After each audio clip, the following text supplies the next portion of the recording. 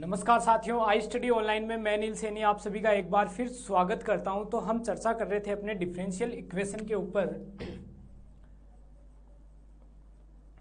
Differential equation यानी कि अवकल समीकरण।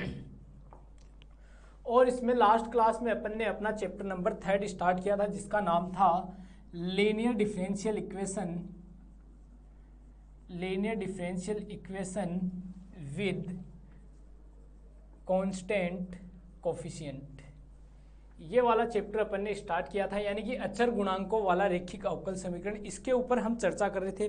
लास्ट क्लास में अपन ने कुछ क्वेश्चंस किए थे, जिसमें मैंने आपको बताया था कि आपको इस प्रकार से dn upon dxn plus p1 dn minus 1 upon dxn minus 1 y plus p2 dn minus 2 upon dxn minus 2 y dash dash और लास्ट में pn बराबर qx।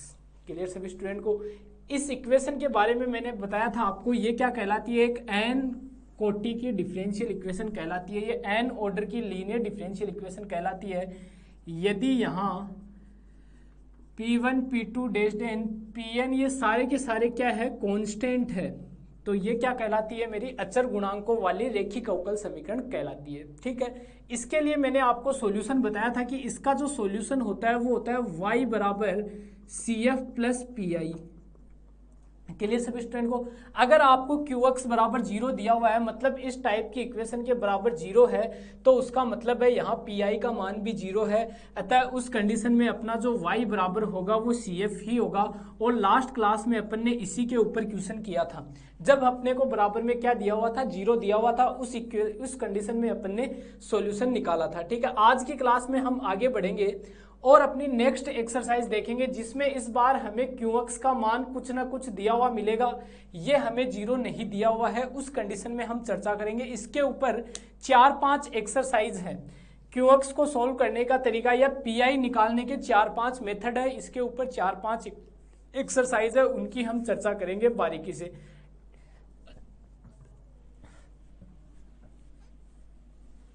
तो आगे बढ़ते हैं। अब बात करते हैं अपने टॉपिक के ऊपर आते हैं। आज का जो टॉपिक रहेगा वो होगा पीआई कैसे फाइंड किया जाता है। ठीक है, पीआई फाइंड करने के ऊपर अपना क्वेश्चन रहेगा आज का। ठीक है, जिसका नाम है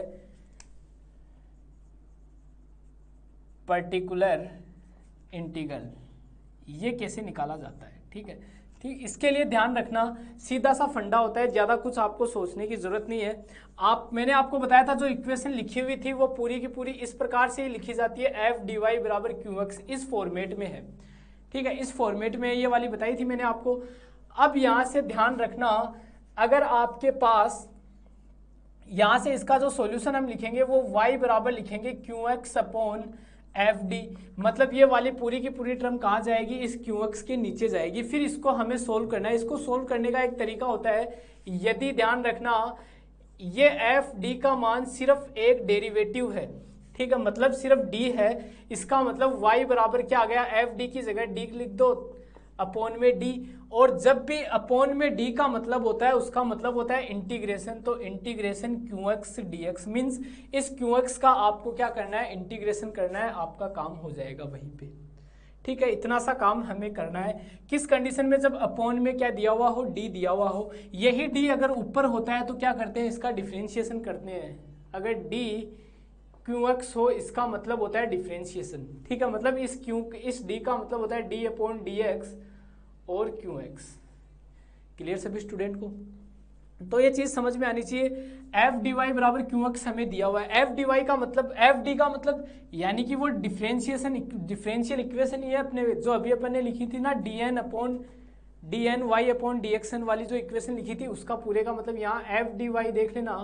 एफ डी वाई का मतलब dny upon dxn plus dn minus y upon dxn minus 1 y dash dash, ये वाली इक्वेशन ये है। इसको मैंने FD से लिख दिया, एक ही बात है। इस इक्वेशन को पूरी को इसको नीचे लाओगे, नीचे लाने के बाद ध्यान रखना मान इस प्रकार से हो सकते हैं। अब यदि ध्यान रखना केस नंबर 2 की बात करें, यदि एफ डी बराबर आपको डी माइनस अल्फा मिले, ठीक है, एफ डी बराबर क्या मिले, डी माइनस अल्फा मिले, उस कंडीशन में ध्यान रखना इसका जो सॉल्यूशन होगा एफ डी की जगह डी माइनस अल्फा पुट करो, तो D minus alpha Q X बराबर इसका मान होगा ई की power alpha X integration Q X E की power minus alpha X D X, ये क्या होगा, इसका सॉल्यूशन होगा। आई थिंक ये चीज़ समझ में आई होगी सभी स्टूडेंट को, क्लियर है ना सभी स्टूडेंट को, ये चीज़ ध्यान रखना। इसी प्रकार से आपको सोल्व करना है। ये पार्ट नंबर फर्स्ट होता है, ये एक्सरसाइज नंबर फर्स्ट का पार्ट है, छोटी सी एक्सरसाइज है, पहले उसको करेंगे फिर अगली एक्सरसाइज के ऊपर भी जाएंगे, क्योंकि इससे क्वेश्चन बहुत रेयर पूछा जाता है। ये एक इजी सा चैप्टर रहता है, क्वेश्चन पूछेगा वो जस्ट आगे वाले से पूछेगा, इससे भी कभी कभार पूछ लेता है, लेकिन ये वाली चीज़ें हमारे आगे भी काम में आएगी। तो ध्यान रखना एफ डी, अगर एफ डी का मान डी है तो करना है इंटीग्रेशन क्यू एक्स का, अगर एफ डी का मान डी माइनस अल्फा है, डी माइनस अल्फा का मतलब डी माइनस 1 हो सकता है, डी माइनस 2 हो सकता है, डी प्लस 3 भी हो सकता है, इसको आप डी माइनस माइनस 3 लिख के कर सकते हो, ठीक है, डी प्लस आइटा 2 हो सकता है, डी माइनस आइटा 2 हो सकता है, डी मतलब अल्फा की जगह कुछ भी हो सकता है, आप समझ गए होंगे। इसके ऊपर जब हम क्वेश्चन करेंगे तो ये पूरा समझ में आ जाएगा, ठीक है। ये तो मेथड था, मेथड हमें जब तक समझ में नहीं आता पूरा 100% मेथड कभी भी क्लियर नहीं होता। क्लियर तभी होता है जब हम उसके ऊपर कुछ क्वेश्चंस करके देखें, जब हम उसके ऊपर कुछ क्वेश्चन करते हैं तभी हमारे मेथड पूरा क्लियर हो पाता है।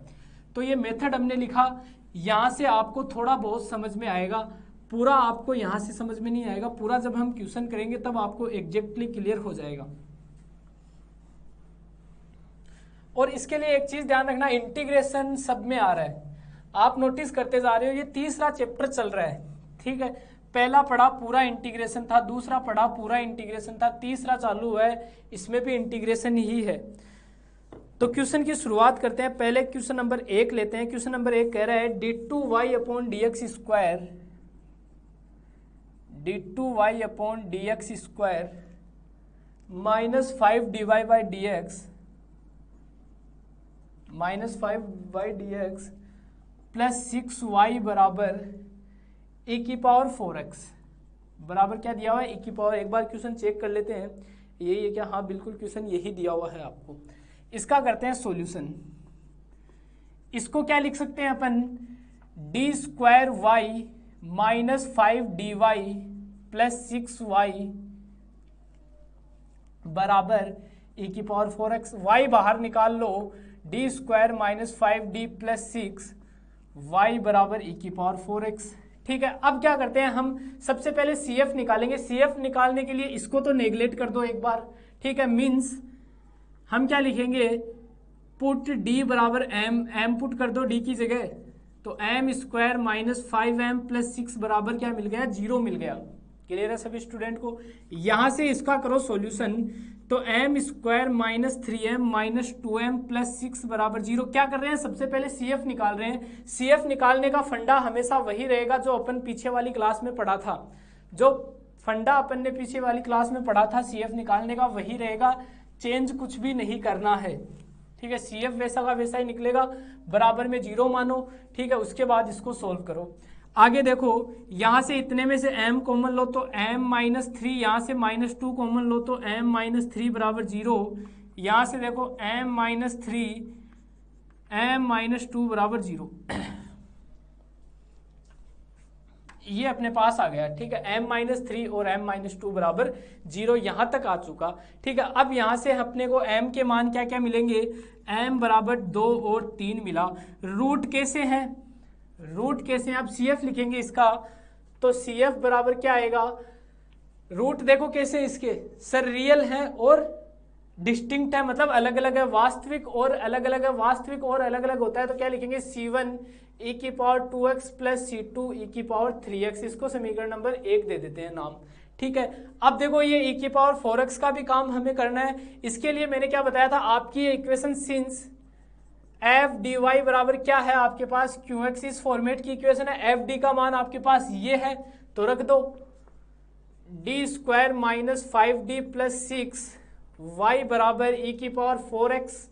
क्लियर सभी स्टूडेंट को। यहाँ से y बराबर e की power 4x upon d square minus 5d plus 6। ध्यान रखना ये यहाँ अब pi से डिनोट होगा, क्योंकि y बराबर तो CF प्लस PI होता है, ठीक है। इसने जस्ट समझाने के लिए बताया था कि y बराबर इसको नीचे ले जाओ, तो इसको हम नीचे ले आए।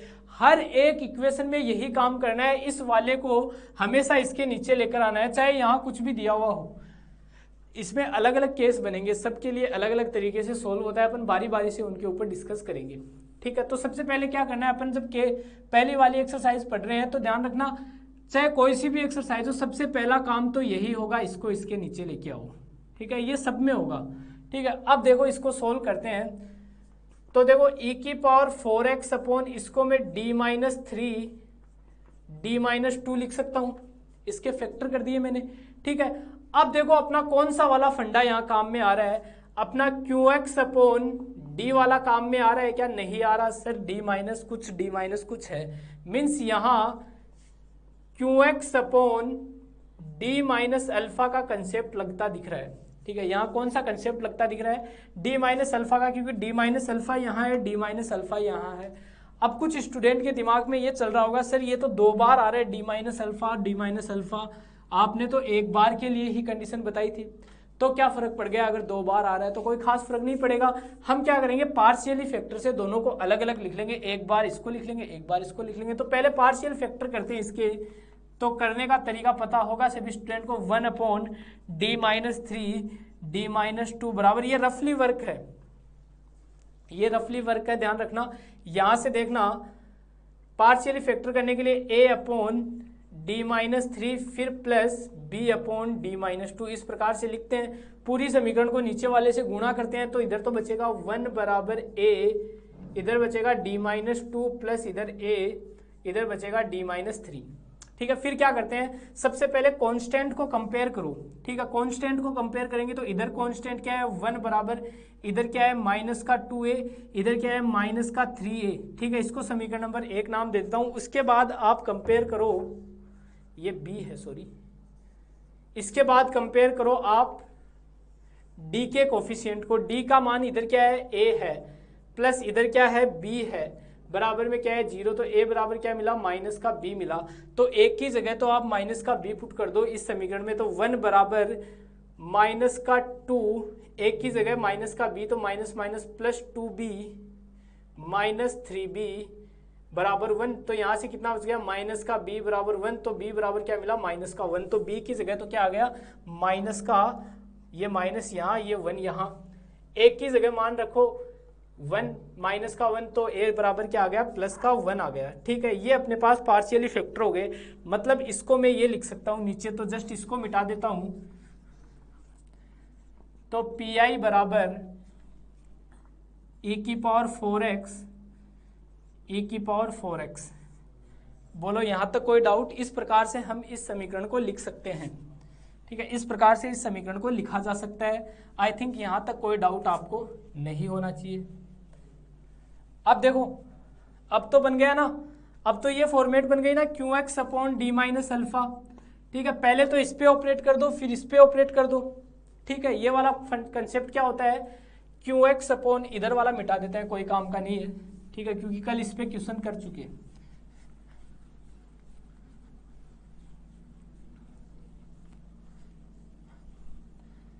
तो देखो pi बराबर हमें मिला e की power 4x upon d-3 minus e की पावर 4x अपॉन d-2। ये आंशिक भिन्न में तोड़ा है, पार्शियली फैक्टर किया है, आपने 12th में ये चैप्टर पढ़ा होगा।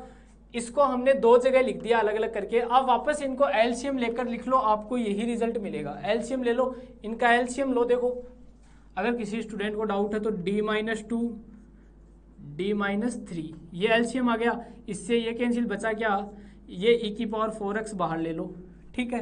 यहाँ से देखो d-3 से कैंसिल, तो d-2, ये माइनस, यहाँ से बचेगा आपके पास d-3, ठीक है। यहाँ से देखो e की पावर 4x बाहर ले लो, d-2 minus d plus 3 upon d-2 d-3, यहाँ से देखो d से d कैंसिल, -2 प्लस का 3 कितना, प्लस का 1, तो e की power 4x upon d-2 d-3, तो यही चीज़ वापस मिल रही है ना, ये रही, ठीक है। तो इसको हमने इस प्रकार लिख दिया, पार्शियली फैक्टर किए हैं, ये चीज़ आपने बहुत बार पढ़ी होगी।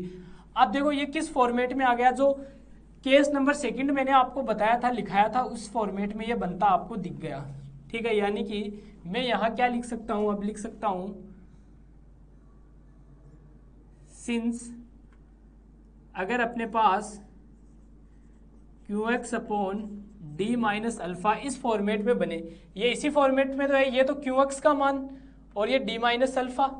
क्लियर सभी स्टूडेंट को? इसका जो आंसर होगा वो होगा e की power alpha X integration of QX e की पावर माइनस अल्फा एक्स से dx, ये होगा। ये क्या होगा इसका आंसर? तो बारी बारी से ऑपरेट करो, पहले इस पे लगाओ e की power 4x upon D minus 3 बराबर e की पावर अल्फा, अल्फा का मतलब क्या होता है यहाँ, d माइनस अल्फा है, अल्फा का मतलब 3 होगा यहाँ, तो e की पावर 3x QX का मान कितना है, e की पावर 4x। यहाँ e की power minus alpha x, minus alpha लेना है, मतलब आपको e की पावर माइनस 3x dx लेना पड़ेगा। क्लियर सभी स्टूडेंट को? ये चीज़ समझ में आ गई होगी। इसका देखो e की पावर 3x इंटीग्रेशन ऑफ ये कितना बचेगा, e की पावर x dx, e की पावर x का इंटीग्रेशन क्या होगा, e की पावर x ही होगा, तो e की पावर 3x इंटू e की पावर x क्या हो जाएगा, e की पावर 4x। तो इसका मान तो क्या आ गया, e की पावर 4x ही आ गया। इसका और निकाल लो, ठीक है। नाउ सिंस e की power 4x upon D minus 2 बराबर e की पावर 2x इंटीग्रेशन e की पावर 4x e की पावर माइनस 2x dx, तो यहाँ बचेगा e की पावर 2x e की पावर 2x dx, तो e की पावर 2x का हो जाएगा e की पावर 2x, तो e की पावर 2x और e की पावर 2x बाई 2, ठीक है। ये कोफिशिएंट नीचे चला जाएगा, तो ये e की पावर 4x बाई 2 हो जाएगा, मीन्स e की पावर 4x बाई 2 आ गया, ठीक है। अब दोनों वैल्यूज यहाँ रख दो, ठीक है, दोनों वैल्यू में यहाँ पुट कर देता हूँ, तो मुझे रिजल्ट मिलेगा PI बराबर, पहले वाला मान आया मेरे पास e की पावर 4x, फिर माइनस, फिर आया e की पावर 4x बाई 2, इसमें से ये घटाओगे तो क्या मिलेगा, e की पावर 4x बाई 2 मिलेगा। अब जोड़ दो, y बराबर क्या होता है, CF प्लस PI होता है। क्लियर सभी स्टूडेंट को? CF का मान मेरे पास क्या आया, CF का मान मेरे पास आया था C1 e की power 2x plus C2 e की पावर 3x प्लस e की पावर 4x बाई 2। ये क्या होगा, मेरा इस इक्वेशन का फाइनल आंसर होगा।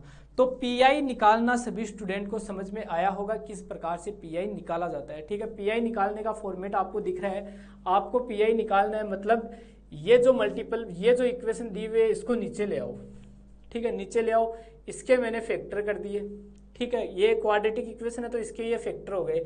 अब मैंने देखा तो अपना केस नंबर फर्स्ट लग रहा है क्या, यहाँ केस नंबर फर्स्ट था FD बराबर D, केस नंबर फर्स्ट क्या था अपना, FD बराबर D। क्या नीचे D है क्या सिर्फ, नहीं सर। तो केस नंबर 2 पे जाओ, केस नंबर 2 कह रहा था कि अगर FD बराबर D माइनस अल्फा हो, तो दिख रहा है सर D माइनस अल्फा की फॉर्मेट दिख रही है हमें, ठीक है, D माइनस अल्फा के रूप का ये दिख रहा है। क्लियर? दिख रहा है तो क्या करेंगे सर, अब दोनों पे एक साथ तो ऑपरेट हो नहीं सकता, ठीक है, तो पार्शियली फैक्टर कर देंगे, इसको अलग अलग लिख देंगे, इस प्रकार से अलग अलग लिख दिया। अब ये भी अलग हो गया, ये भी अलग हो गया, इतने पे लग जाएगा, इतने पे लग जाएगा, दोनों पे अलग अलग रूप से लग जाएगा। तो मैंने यहाँ से इस प्रकार से इसको लिखा, ठीक है। फॉर्मूला अपना ये होता है, ये डायरेक्ट दोस्तों आपको याद रखना है, ये रिजल्ट डायरेक्ट आपको याद रखना है। इस प्रकार के 4, 5, 6 रिजल्ट हैं जो आपको याद रखने होंगे। ये 4, 5 रिजल्ट अगर आपने याद कर लिए तो ऐसे मान लो आपका ये वाला चैप्टर भी क्लियर हो जाएगा, ठीक है। बस ये 4, 5 चीज़ें याद रख लो और इंटीग्रेशन ध्यान में रख लो आपका ये, और इन चीज़ों को याद करने की जरूरत नहीं पड़ती है। वैसे क्यों याद करने की जरूरत नहीं पड़ती है, क्योंकि जब हम इन पे क्वेश्चंस करते हैं तो अपनी प्रैक्टिस इतनी हो जाती है कि ये चीज़ें अपने आप याद रह जाती है, ठीक है। जब बार बार में आप जब भी क्वेश्चन करो तो हमेशा फॉर्मूला जरूर लिखा करो, ठीक है। जब भी क्वेश्चन कर रहे हो तो बीच में फॉर्मूला वाली स्टेप आए तो वहाँ फॉर्मूला जरूर लिखो। शॉर्ट में कभी भी क्वेश्चन को सोल्व मत करो, क्वेश्चन को कभी भी शॉर्ट रूप में सोल्व मत करो, उसको कंप्लीट ही सोल्व करो, ठीक है। उसमें हर एक चीज़ जो लिखने वाली होती है, क्योंकि एग्जाम में आपकी जितनी प्रैक्टिस एग्जाम से पहले होगी उतना ही बेस्ट आप एग्जाम में कर पाओगे। तो ये फॉर्मूला आपको याद रखना है। इसी फॉर्मूले पे अब पहले वाला ये है, इसका रूप में लो, ठीक है। यहाँ मैंने ये लिख दिया, ठीक है, यहाँ मैंने ये फॉर्मूला लगा दिया, इसको सोल्व किया तो e की पावर 4x मिला। इसको सोल्व किया, फिर इस वाले को सोल्व किया तो मुझे इसका मान मिला e की पावर 4x बाई 2, ठीक है। कितना मिला, e की पावर 4x बाई 2। ये वैल्यू मैंने यहाँ पुट कर दी उसमें, तो मुझे रिजल्ट मिला e की पावर 4x/2। यहाँ से CF प्लस PI क्या होता है, कंप्लीट सॉल्यूशन होता है, तो y बराबर C1 e की power 2x plus C2 e की पावर 3x। ये मेरे पास रिजल्ट आ गया। क्लियर होगा सभी स्टूडेंट को। आगे बढ़ते हैं अगले क्वेश्चन की तरफ।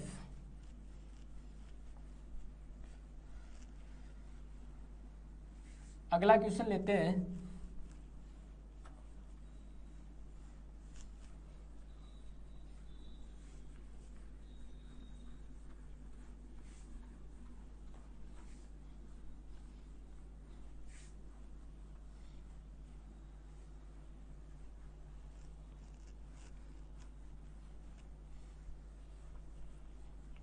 इस वाली एक्सरसाइज में ध्यान रखना यही वाला फॉर्मूला काम में आएगा, ठीक है। आगे एक क्वेश्चन और लेते हैं। क्वेश्चन दिया हुआ है, ये मोस्ट इंपॉर्टेंट क्वेश्चन है, बहुत बार एग्जाम में पूछा गया है। इसको आधा मैं करवाऊंगा, कंप्लीट आपको खुद को करना है। क्वेश्चन दिया हुआ है d² + a² y बराबर sec ax।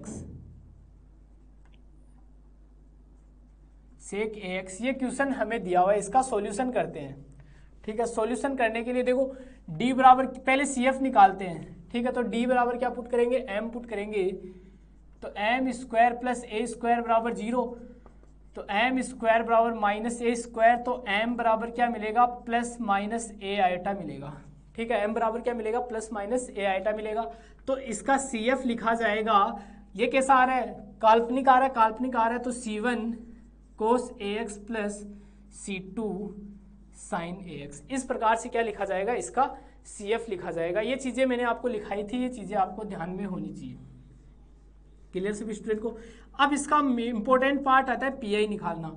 CF तो उन्हीं 3 फॉर्मूले पे चलेगा जो लिखाए हैं, हर में वही लगेंगे, ठीक है।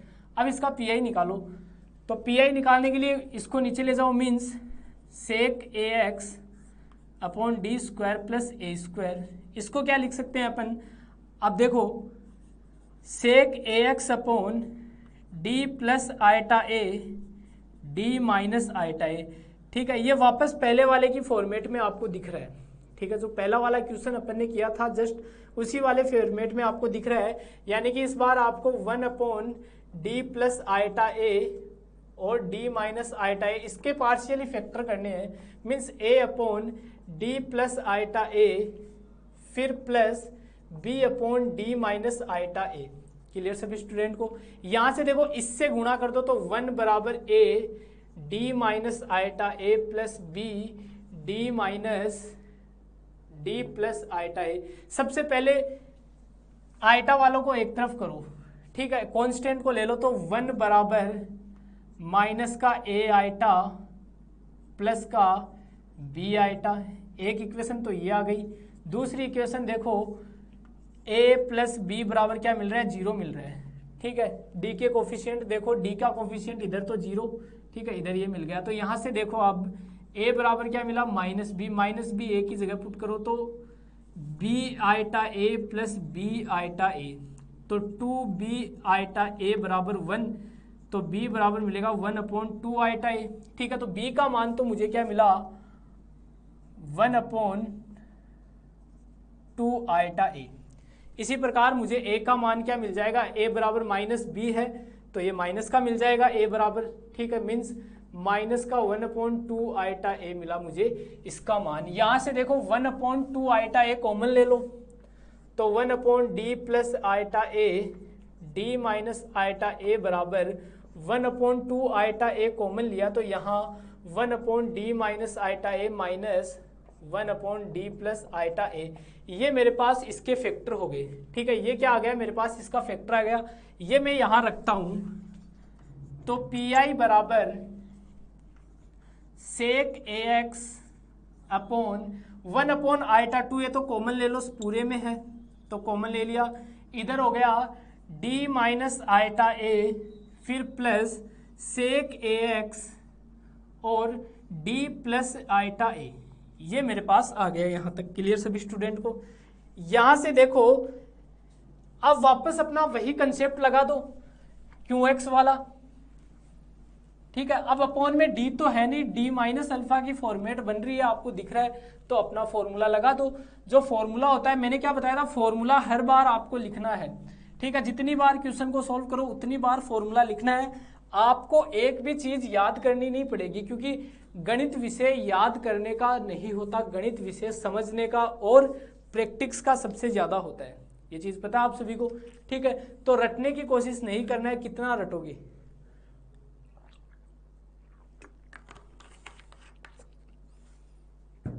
हमें रटने पे फोकस नहीं करना, हमें तो समझने पे ध्यान देना है।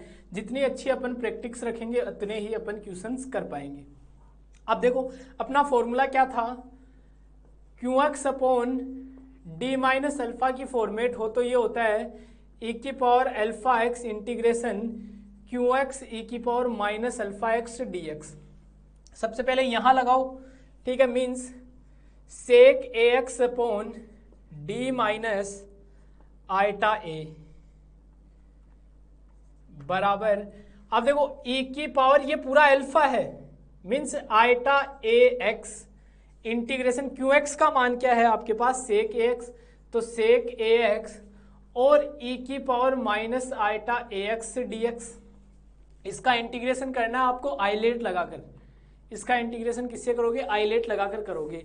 उसके बाद नेक्स्ट है अपना sec AX upon D plus eta A, ये होगा, यहां देखो माइनस होता है इसलिए यहां प्लस होता है, यहां प्लस है तो ये लिखा जाएगा इस फॉर्मेट में, देखो माइनस माइनस आइटा ए, डी प्लस आइटा ए को आप इस प्रकार लिख सकते हो। तो अल्फा का मान माइनस आइटा ए है, तो e की पावर माइनस आइटा ए एक्स सेक एक्स, यहाँ माइनस माइनस प्लस, तो e की पावर आइटा ए एक्स डी एक्स। आपको क्या करना है, इन दोनों का आइलेट लगाकर इंटीग्रेशन करना है। इंटीग्रेशन करने के बाद जो भी रिजल्ट आए वो यहाँ रख दो, ठीक है। यहाँ रखने के बाद आपको पी मिल जाएगा, पी और CF को जोड़ दो। अब एक चीज सुनना ध्यान से, क्वेश्चन में क्या दिया हुआ है, क्वेश्चन में e की पावर माइनस आइटा एक्स को कोस और साइन में लिखा हुआ है, जो बुक में दिया हुआ है, इसको भी कोस और साइन में चेंज करके किया हुआ है। कोई जरूरत नहीं है साइन कोस में बदलने की, अगर आप बदलना चाहो तो बदल सकते हो, अगर आप नहीं भी बदलना चाहो तो कोई जरूरी नहीं है, आपका आंसर सही माना जाएगा, गलत नहीं माना जाता। कुल मिला के बात है आपका इंटीग्रेशन सही होना चाहिए, इंटीग्रेशन सही है तो आपका क्वेश्चन भी क्या होगा, सही होगा। तो इस वाली एक्सरसाइज में सारे के सारे क्वेश्चन दोस्तों इसी टाइप के हैं। अगर कोई क्वेश्चन अलग टाइप का है तो वो भी देख लेते हैं। एक्सरसाइज की तरफ चलते हैं।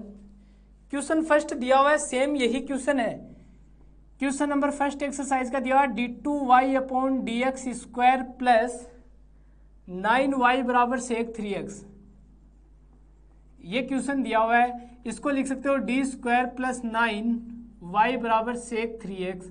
ये वो सेम क्वेश्चन है, m स्क्वायर बराबर माइनस का 9, m बराबर प्लस माइनस 3 आइटा, ठीक है। वहां क्या था, a था, ठीक है। तो यहाँ क्या आ जाएगा 3, यहाँ क्या आ जाएगा 3, ये तो CF आ गया, यहाँ क्या आ जाएगा 3 आ जाएगा, यहाँ क्या आ जाएगा 9 आ जाएगा। क्लियर सभी स्टूडेंट को, ठीक है।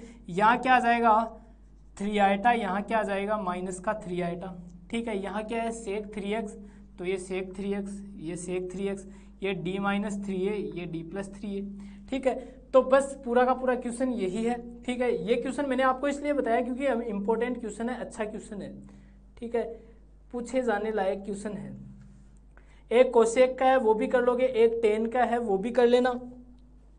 एक 6 नंबर क्वेश्चन है, इस टाइप का क्वेश्चन जस्ट अभी हम करके गए हैं, d2y upon dx square minus 3dy by dx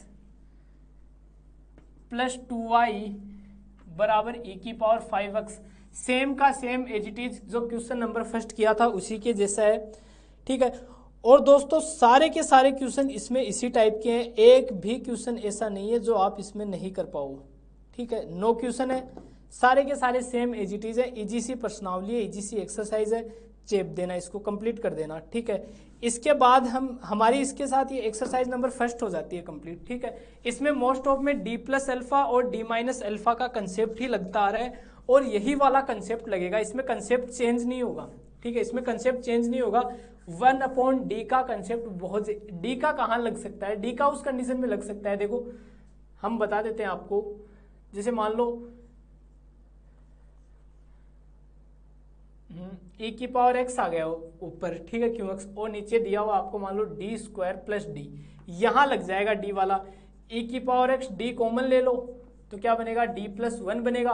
d+1 के लिए लगा दो सबसे पहले तो कंसेप्ट, ठीक है। जैसे ही d+1 के लिए लगाओगे, जो आंसर आपको मिलेगा उस आंसर का वापस क्या कर दो, समाकलन कर दो। जैसे इसका आंसर क्या मिलेगा आपको, फॉर्मूला लगाओ ये वाला, ठीक है, मतलब e की पावर x, अल्फा x का मतलब qx का मान भी e की पावर x है, और e की पावर -x dx, ये तो क्या बन गया, e की पावर x ही x, e की पावर x क्या आ गया इसका आंसर।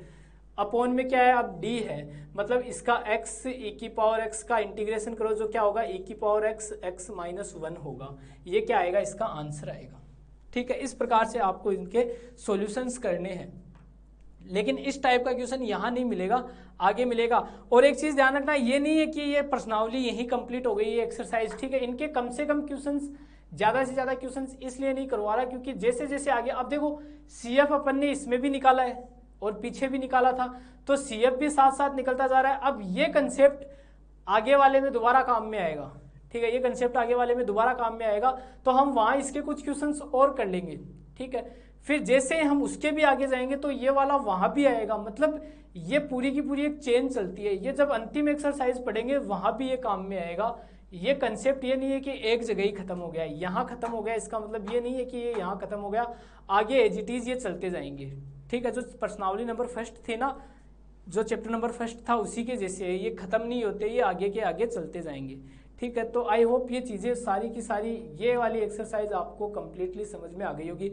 बस फॉर्मूला ध्यान में रखना, ये रहा, ठीक है। इसी कंसेप्ट पे हैं सारे क्वेश्चन, ठीक है, सारे के सारे। इंटीग्रेशन तो देखो आपको आना ही चाहिए, इस प्रकार से आप PI इजीली निकाल सकते हो। तो PI निकालना सबको आ गया होगा। तो मिलते हैं आप अपनी अगली क्लास में नेक्स्ट एक्सरसाइज के साथ, तब तक के लिए आपका दिन शुभ रहे, धन्यवाद।